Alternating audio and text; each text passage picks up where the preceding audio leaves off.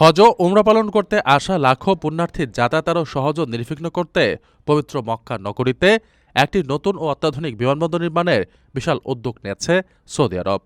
মক্কা শহর বিষয়ক রয়্যাল কমিশনের প্রধান নির্বাহী কর্মকর্তা সালেহ আল রশিদ এক ঘোষণায় জানিয়েছেন, লক্ষ লক্ষ দর্শনার্থীকে সর্বোচ্চ মানের সেবা প্রদানের লক্ষ্যে মক্কা বিমানবন্দরকে বৈশ্বিক মানে উন্নতি করতে অর্থনৈতিক বিনিয়োগের একটি সুনির্দিষ্ট রূপরেখা অনুমোদন করা হয়েছে।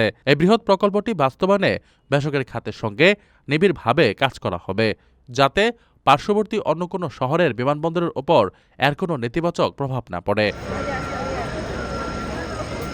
উদ্যোগের মূল লক্ষ্য হল আবাসন, উন্নত অবকাঠামো ও আধুনিক জনসেবা প্রকল্পের মাধ্যমে মক্কার বাসিন্দা ও দর্শনার্থীদের সামগ্রিক অভিজ্ঞতা উন্নত করে সন্তুষ্টির হার ৯০.৫% উন্নীত করা।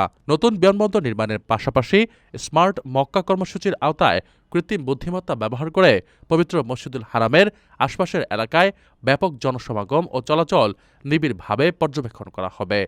যাতায়াত ব্যবস্থাকে যুগোপযোগী করতে আধুনিক ট্র্যাকিং সিস্টেম ও ইলেকট্রনিক পেমেন্ট সুবিধা সহ মক্কা ট্যাক্সি এবং ১২টি রুটে ৪০০ বাসের বিশাল নেটওয়ার্ক চালু করা হয়েছে, যা ৪৩০টি স্টপের মাধ্যমে শহরের বেশিরভাগ এলাকাকে সংযুক্ত করেছে। পবিত্র স্থানগুলোর সঙ্গে যোগাযোগ সহজতর করতে প্রথম, দ্বিতীয় ও তৃতীয় রিং রোডের প্রধান অংশের নির্মাণ কাজ এরই মধ্যে সম্পন্ন হয়েছে।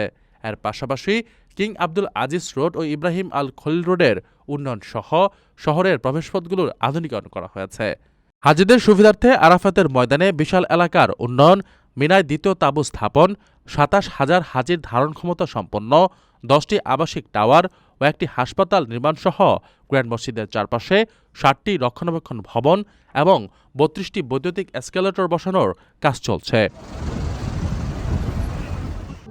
প্রবাসীদের জন্য নির্মাণ হচ্ছে দেশের প্রথম স্মার্ট সিটি, যেখানে থাকছে স্কুল, মসজিদ, হাসপাতাল, সুইমিং পুল, হেলিপ্যাড, পাঠাগার, জিম, সুপারমার্কেট, শিশু পার্ক সহ সকল নাগরিক সুবিধা। মাত্র ৩০ লাখ টাকা বিনিয়োগে মিলছে আকর্ষণীয় ফ্ল্যাট। প্লাটিনাম ইনভেস্টরদের জন্য ঢাকা বিমানবন্দরে ভিআইপি প্রোটোকল সুবিধা।